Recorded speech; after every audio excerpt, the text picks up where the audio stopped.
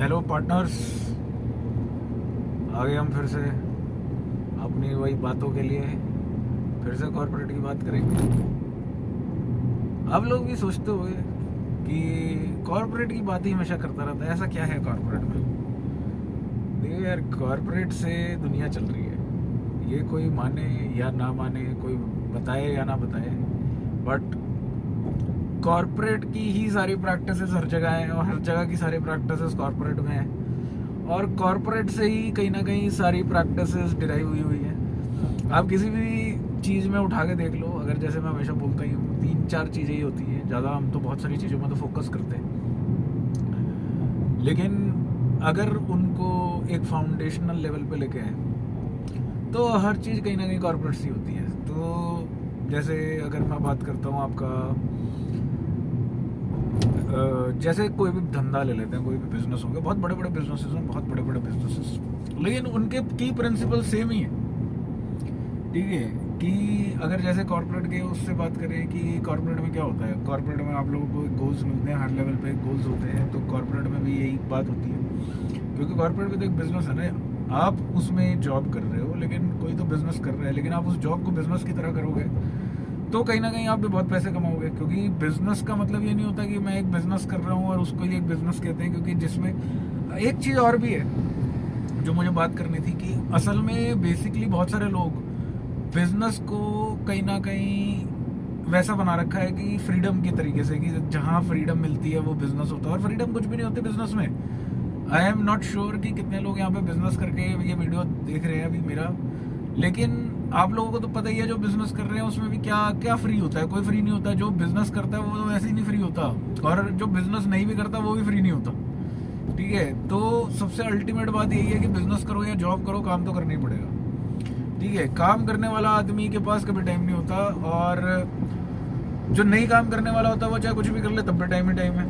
हाँ, लेकिन ये कह सकते हो कि कैसे आपको अपने टाइम को खाली करना है, वो कहीं ना कहीं वो भी कॉर्पोरेट से आया है। तो जैसे अगर मैं बात करता हूँ एक बिजनेस में भी, ठीक है, जैसे आपने ना बहुत तरीके के बिजनेस सुने होंगे, चलो अब मैं इसमें थोड़ा और आइडिया देता हूँ। एक होता है एम्प्लॉई, ठीक है, जो बेसिकली आप एक सुनते होंगे एम्प्लॉई लेवल। दूसरा आप सुनते होंगे अपना एक बड़ा धंधा, बड़ा बिजनेस है, जैसे कई इंडस्ट्रीज, फैक्ट्रीज, बहुत बड़े बड़े लोग हैं जिनमें इन्वॉल्व हैं, कहीं ना कहीं देखते ही होंगे। और एक कहीं ना कहीं ये भी देखते होंगे कि छोटे बिजनेसेस है जिसमें बंदा खुद ही मेहनत कर रहा है, और कई है कि स्मॉल स्केल बिजनेसेस भी होते हैं जिसमें मतलब वो बंदा खुद भी मेहनत कर रहा है और उसने 5-6 लोग रखे हुए हैं। और एक बिजनेस हो गया जिसमें 50 लोग रखे हुए हैं, एक बिजनेस हो गया 100 लोग रखे हुए हैं, एक में 200 रखे हुए हैं। अलग अलग बिजनेस के हिसाब से कई जगहों पे 10,000 रुपये, कई जगहों पे 2 लाख एम्प्लॉयज भी। अब इन सारी चीज़ों में एक ही सिमिलैरिटी है, अगर देखा जाए तो अल्टीमेटली सबसे आप पैसा ही कमाना चाहते हो। ये सिमिलैरिटी है हर चीज़ में।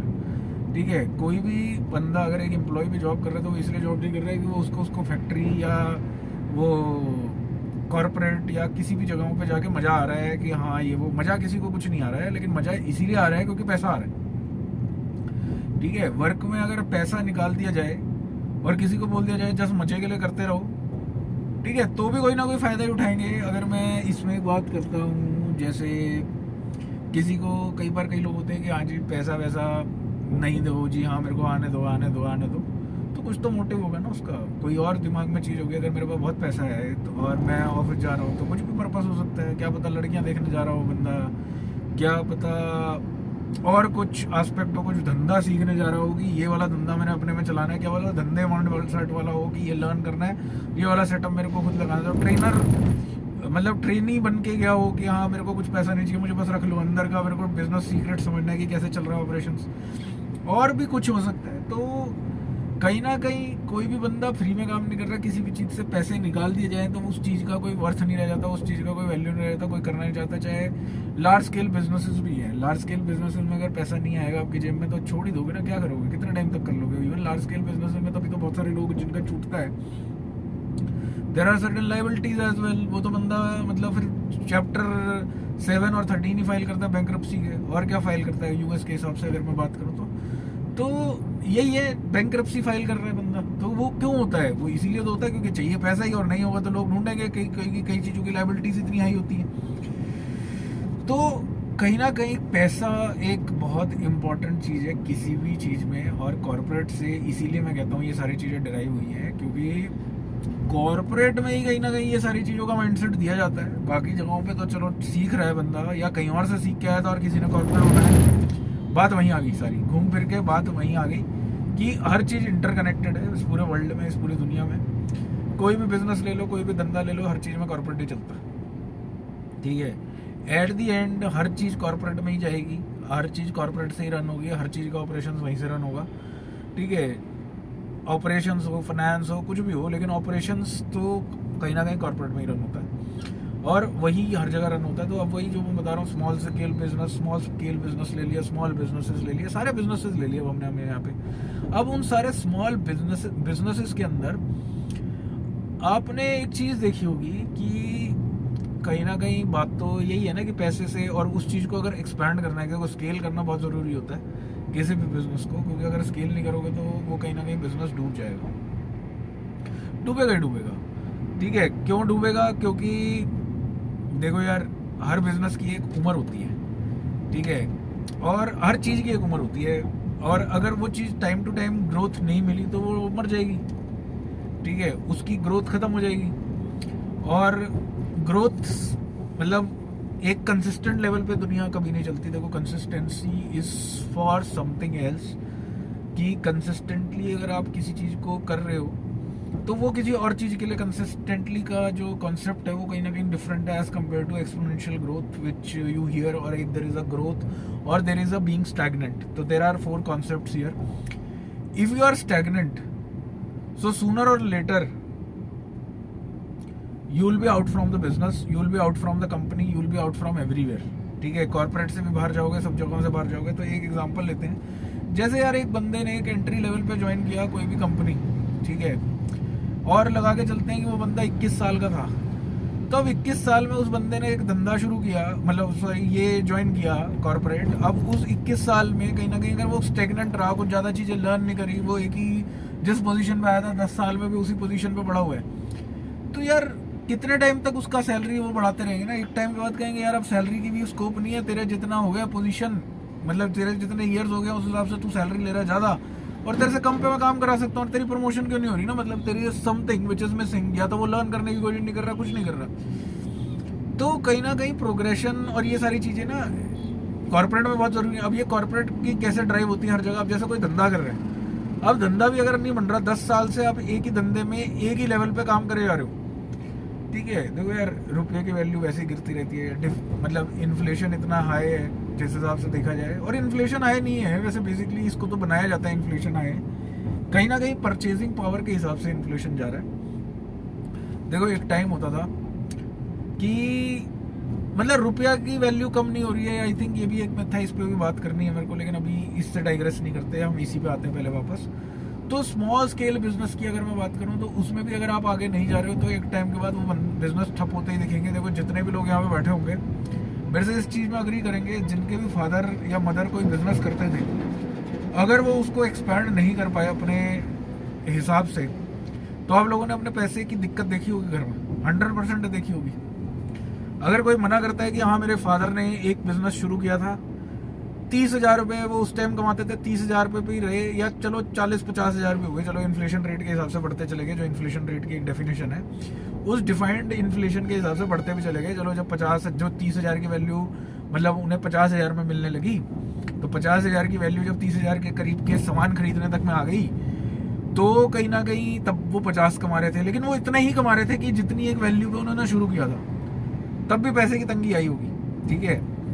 और अगर नहीं आई तो भाई आप लकी हो, फिर या तो आपने टाइम के हिसाब से अपनी चीज़ों को बहुत ज़्यादा मैनेज कर लिया, कुछ ज़्यादा ही मैनेज कर लिया जिसकी वजह से नहीं है। लेकिन ये आना लाजमी है 99.99% लोगों के घर में।